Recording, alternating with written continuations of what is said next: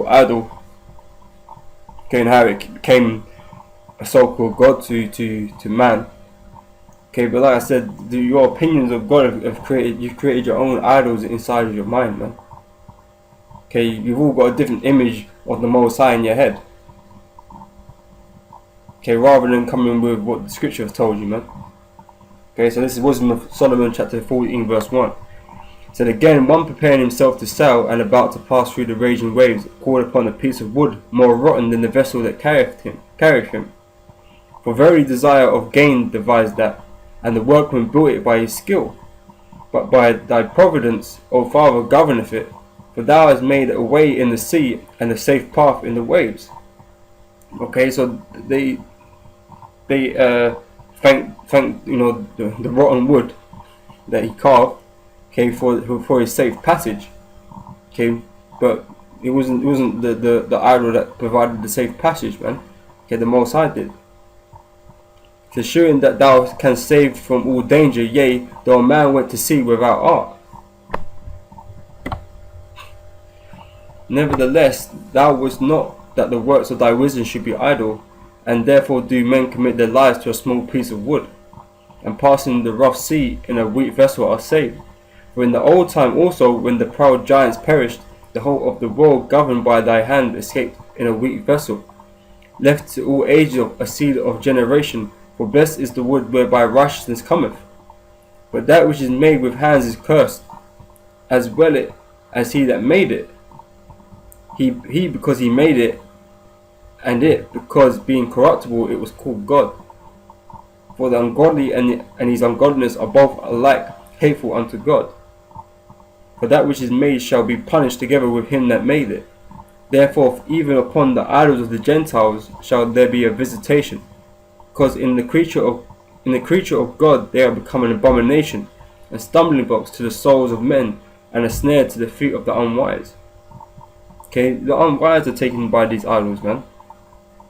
You know, by all these Egyptian gods, these Greek gods, and you know, fucking Arab gods and shit, Buddha gods. You know, they're snares to the unwise, man. It says, for the devising of idols was the beginning of spiritual fornication, and the invention of them the corruption of life. For neither were they from the beginning, neither shall they be forever. By the vain glory of men they entered into the world, and therefore shall they come shortly to an end. For a father afflicted with untimely mourning, when ye have made an image of his child soon taken away, now honoured him as a god, which was then a dead man, and delivered to those that were under him ceremonious sacrifices. Thus in process of time an ungodly custom grown strong was kept as a law. Okay, so something maybe as innocent as, you know, like the scripture is saying here, you know, a man created something for his son, for his death, and they went to you know, visit it or whatever, you know, but then they start doing ceremonies and shit, man. Okay, and more people got involved, man, and then it become a custom. You know, that's how these idols have evolved into being what they are today, man.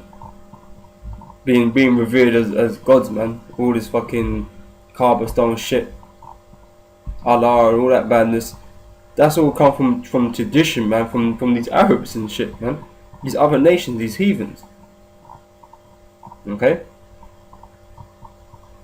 It says, thus in process of time an ungodly custom grown strong was kept as a law, and graven images were worshipped by the commandments of the kings. When whom men could not honour in present because they dwelt far off, they took the counterfeit of his visage from far. Okay. They made copies, and made an express image of a king whom they honoured, to the end that by this their forwardness they might flatter him that was absent as if they were present. Also the singular diligence of the artificer did help to set forward the ignorant to more superstition. For he peradventure willing to please one in authority forced all his skill to make the resemblance of the best fashion. And so the multitude, allured by the grace of the work, took him now for God, which a little before was but honoured.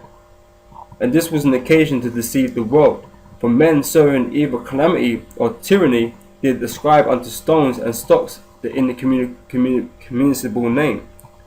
Moreover, this was not enough for them, that they erred in the knowledge of God, but whereas they lived in the great war of ignorance, those so great praise called they peace.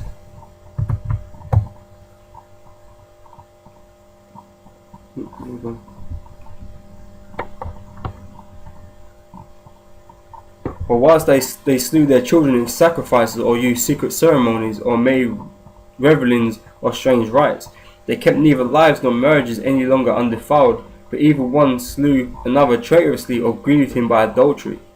So that they reigned in all men without exception of blood, manslaughter, theft, and dissimulation, corruption, unfaithfulness, tumults, perjury. Okay, from these idols, all these things came to be, man. Okay, it's not just a simple fact that they was, doing spiritual fornication, man. But they end up committing all these other crimes as well, man. They become wicked men. Just from this worship of a stone or a piece of wood, man. Became wicked men. And that's why Israel wasn't to go off into these other nations and learn their ways and worship their gods, man. Because it was going to send them hella off, man.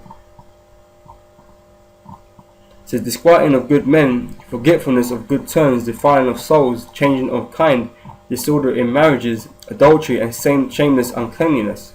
For the worship of idols not to be named is the beginning, the cause, and the end of all evil.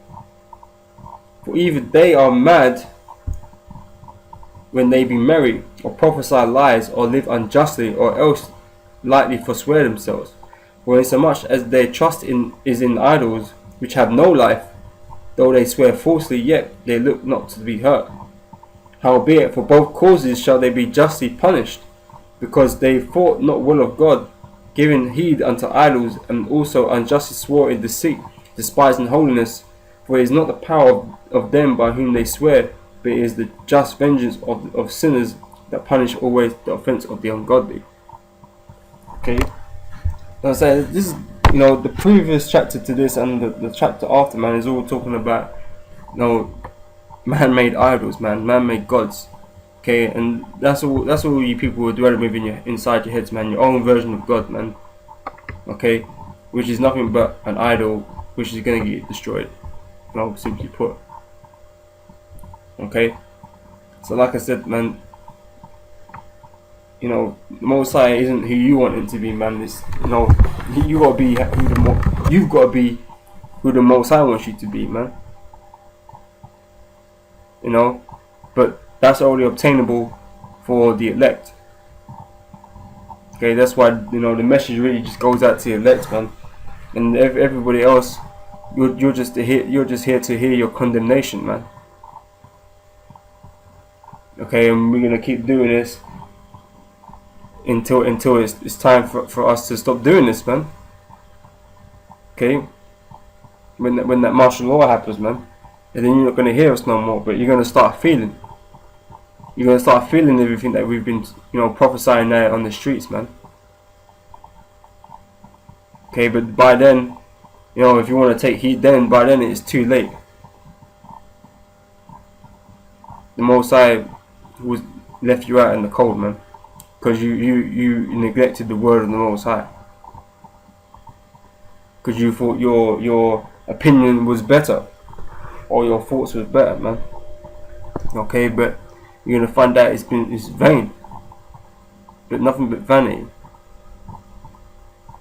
Okay, so with that, I'm gonna say shalom. Catch you brothers on the next video.